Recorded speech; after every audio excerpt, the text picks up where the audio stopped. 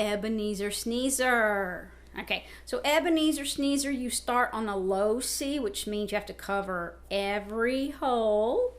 And there's your C. Now you know Ebeneezer Sneezer is just the C scale. So you do Ebeneezer Sneezer, lift one, topsy-turvy man, lift one. And you do that for the entire song until you get to the end, which comes down kind of fast.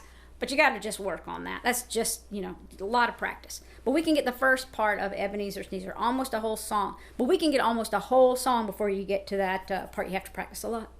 So we're going to start with covering all of our fingers, and we're on the low C. This is the one we're playing right now. And you play it 6 times. Ready, and... Okay, you can think of it 6 times, or you can think of the words Ebeneezer Sneezer. Okay, let's try that again, low C.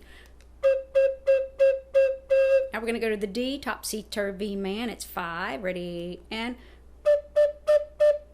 We go back to 6, and we lift a finger on the... We're on the E now. F 5 times.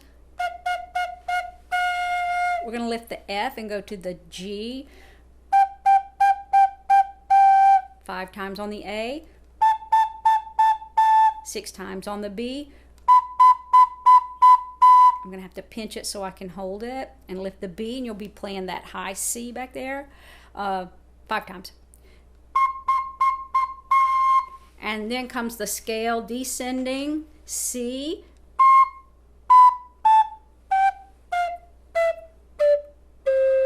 That's the part you have to work on, is that descending scale. Well, we have to work on it on the keyboards anyway. All right, whole song. Starting on low C.